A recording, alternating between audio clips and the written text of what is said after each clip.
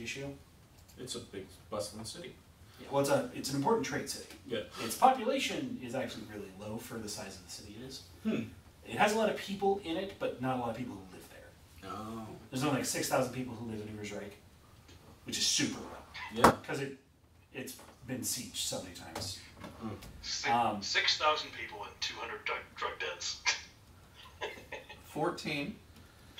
Yeah, but remember, there's also like 3 times that number of people who like every day come to the city. Yeah.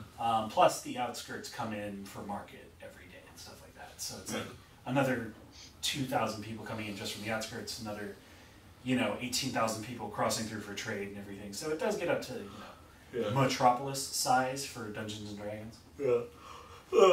It feels like it's probably 14 known drug dens in the docks. Is probably a no, that's actually high. Yeah. There's only like 6. Yeah. The actual map of Ubersreich. Can I just sell off this weird route for what it's worth? You can sell it for half. Dope. That's what it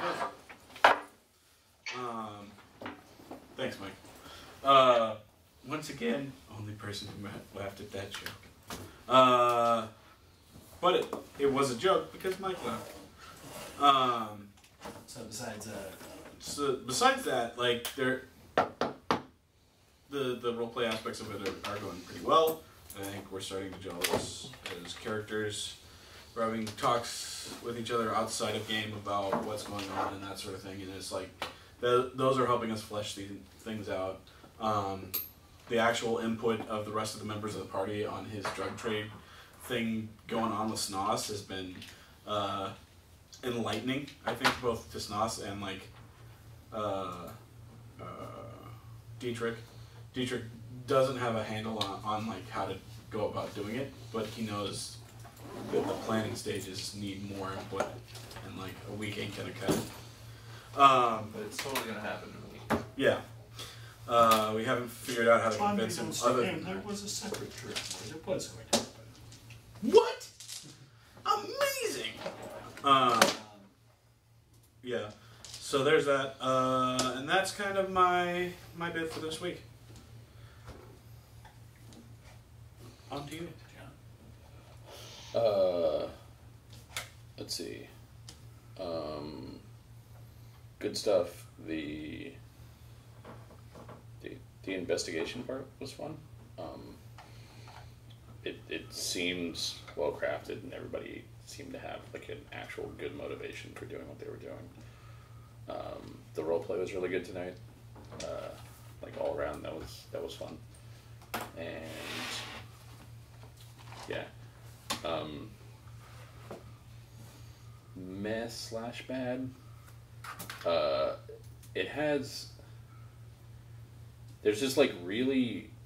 There's this feeling that I like hate feeling in an RPG, where, like, the threat level gets turned up, and the DM realizes, oh god, it's a threat level, and then it suddenly gets cranked way down, and everything comes through. Like, you suddenly go like, wait, you mean I knocked somebody down and like everyone else is at 2 hit points, and then suddenly like people forget how to use their arms, and everything just goes the PC's way. And that's what it felt kind of happened. Like, it felt like we should have just died. Yeah. And it was such a, like, you should die thing that the fact that that didn't happen feels, I don't know, like we were saved. So, but you weren't. That's the thing. Like, Mike had to spend a permanent resource to just win the combat, which is explicitly one of the uses of that permanent resource. Yeah. If you hadn't done that, you guys would die. My dice rolls wouldn't have saved you. Like, Klumpenklug did really well for that round, so Klumpenklug would have turned into a murder machine unless he fucked it up, and I rolled really well on the other side. Or someone picked up the pistol and shot him, and he lost all of his advantage. Picked up, reloaded, and shot. Yeah, well, he reloaded it. He got shot before he could fire it again. So it was a loaded pistol. Yeah. So it's as simple as, if Mike had chosen, no, I don't want to spend this resource, then Baron would have just fucked him up, and that would have been it. Yeah. He killed him, killed you. That would have been that. Yeah. So I guess it wasn't. It's the game has resources explicitly for this. Case in point, too, if one of you would want to spend a fate point, you're like, no, I actually really like this character. I'm going to spend a fate point. He's going to make it out of this. Like, you don't get out, but, like, you get left for dead, and, like, dwarven guards come, and you survived somehow. Like, that's how it would have gone. Yeah. So, like, the systems are in place to... Because it was too lethal before in 1st and 2nd edition. Well, and so now it's still really lethal. Again, you guys were losing. Mike spent a resource, and because had that fight dragged on, if he didn't get that critical hit, it still would have been a problem. Like, it would have taken longer. The dwarves would probably have overwhelmed Klump and Klug, and then it would have been a real problem for Snoss and Tomy. So that easily could have gone in their way. I didn't change any of the rolls I made. I didn't suddenly like, oh, I literally started rolling poorly. I literally started doing tits up on the dice and rolling L80s. And then Klump and Klug, I was like, all right, time to roll his defenses. I got successes with everyone, and I was like, oh, yeah, it was just like... I've just been in a lot of games where the opposite happens, and it was especially like introducing Mind God, and then I get that he was introduced and then he like went unconscious or whatever. Yeah. But like he was introduced and then it like all turned around for us. Right. But then and I know that we've talked about this, but like I fucking hate that. I hate it when the DM like puts in an NPC to save the day. Well, here's the thing. He's not there to save the day. He's there to see what happens. Yeah. If you guys had been assholes, he would have come and attacked you. If you guys had ripped off the merchants, he would have taken action against you guys. If everything went swimmingly, he just would have never revealed himself. Yeah. He literally is there, and depending on your actions, like, you guys tried to do the right thing, you got fucked, so he was like, ah, shit. And then he ran into something he clearly had no right to be in. Yeah. But I totally understand where you're coming from for that. But he was hilariously subverted in that he didn't say shit. And otherwise, it was fun. Alright. We got a lot of money, so I can actually advance in my class now. Yes. So I can Enjoy grab surgery. Enjoy the looting. And the reality is income endeavors isn't going to be where you get, like, bulk money. Like, shit like this is going to be where you get bulk money. Yeah. Which I like, because it's like, oh, there's actual, like, treasure and rewards for shit. Yeah. Boom. Yeah, here's some money. Now you can afford things. Because the shit you need for trappings is expensive. Yeah. And that's just for, like, level 2. God, we start talking about level 3 and 4. Especially, like, fucking merchant and fucking noble. Jesus Christ. Yeah, tier 4 noble needs a province. Yeah, like, fucking merchants, too, need, like, a merchant fleet. Like, tier 3 is, like, own a store. Like, artisan, Mike's gonna need to buy a workshop at some point. That's 80 gold for the workshop. I'm actually an artist, so... Oh, so you don't need that. Because you're not an artisan. Anyway. Nope. So, Like, I technically still need it, but I'm not going to buy it, just rent it. ah, Good as I it am enough. was fun. The role playing was good, like John Eric said. Getting the plan kind of snuffed out more, or at least introducing it to the party is a good idea. Meh is that now it's not as secretive and sneaky, so it's less fun for Snoss individually, but it's more productive to the party itself, which is more fun overall.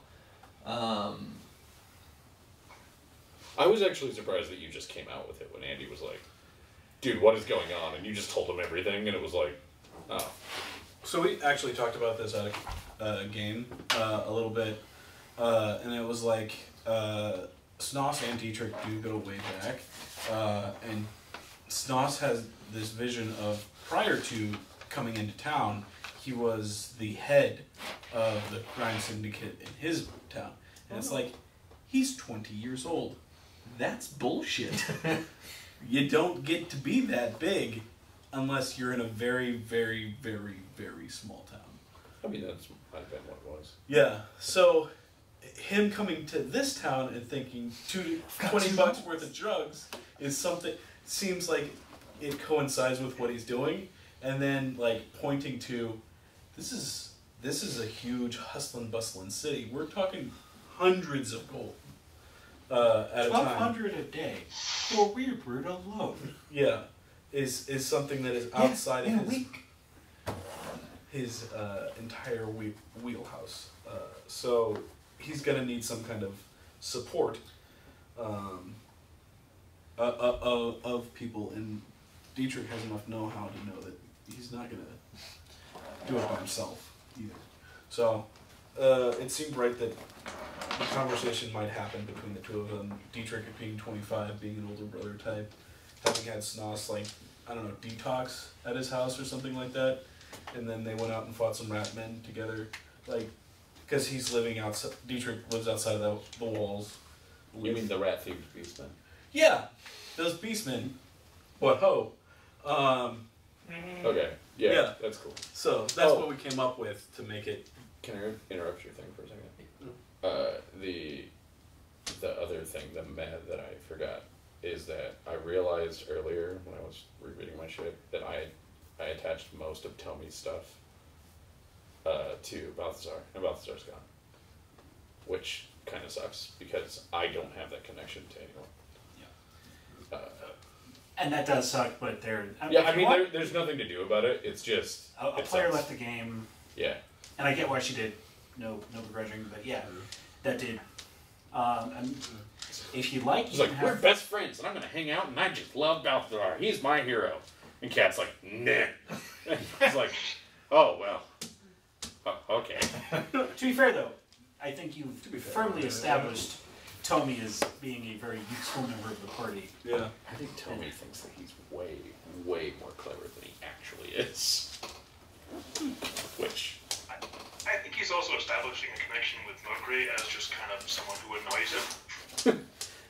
It's not a proper connection. Just on a regular basis. Yeah. But he's a useful kind of annoying. Yeah. True that. But Moon. We've already touched on it, but 2 weeks in a row starting game late. Fucking, I know. Do that now. But I've had attendance issues too, so like I get it. It's... God, I want to start on time, but it's one of those like... My wife can't help when the front desk fucks up, and she's yelled at them for it. And if it happens again, I think they're going to fire the front desk person. I actually... I don't know when on time for this game is. It's supposed because to be... it has been everywhere from 6 to 7:30. So 6 was the original, like, oh yeah, it's fine, but my wife got her job, so we had to push it back to 6:30. Officially, it's supposed to start at 6:30. That is my... I want it to start then. My wife is supposed to leave work by about 5-ish, get home by about 6. When I do have counseling, like this week, it's over at 6, so I can get here by 6:30 or a little bit earlier, get some stuff done. That is how it's supposed to work. They keep scheduling people for my wife's hours, which end at 4:30 for scheduling. They keep scheduling motherfuckers at 5. And she's like, that's not my hours. And that's a front desk person fight. That's not. But I am beholden to my wife's schedule, and she is beholden to... I'm committed to seeing this patient. If she had a better patient base, if this is a few years into practice, she'd be like, no, tell them to schedule tomorrow. Yeah. But she can't do that right now. X's and also P's. Yes, XPs. So for tonight's session, I think everyone did a pretty solid job. I think, would everyone say this is a good session or an excellent session? Let's see what my roll says. It's number 1. Yeah, there you go. Excellent. We'll give it for an excellent session because so 125 XP. Everyone did a great job role-playing, and because everyone was involved in the role-playing, and everyone like actually took part and interacted in character, I'm gonna say 50 bonus XP for everyone because fucking good job, guys. Yay! Like, I was really happy to see you guys like really taking it off in character. I think that just adds to the game, helps everyone immerse a little better. Yeah, Mike, you and we need to talk about Mokri backstory. When are we gonna hang out? That was what I was planning on doing when you went to talk to, was there. Oh. I didn't mean to fling All right, next week. Yeah, well, 2 weeks. 2 weeks, right. I can't 2 weeks. Yeah. I got game. Forget 6. So yeah. Then you completed the adventure path of the secured deal. So it's another 150 XP. I can't put my shit on All right. Sorry. That's 225. Mm-hmm. Here. Because you guys are blowing through these adventures. Nice. Anything else that it? That's what I want to hear below. So what was the latest number you said? 325 total. Yeah. for tonight. An extra 150. That being said, does anyone believe that they achieved their short-term goals? I definitely Do did. I know what fuckface's name is yet? No. Alright, then no. Didn't kill anybody. Still, I didn't. I hit one person. I haven't been nerveless or written my book because Vomitus keeps vomiting. Vomitus! Vomitus! Vomitus! The fucking Sephiroth dog, get the fuck out of here. Vomitus!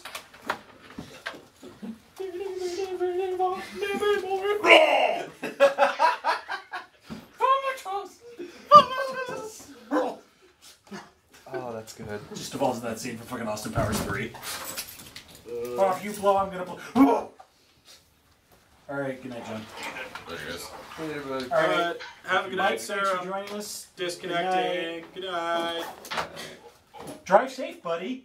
Hey, yeah. I will. Later, Mike. Whose bull is this? Mine. Alright.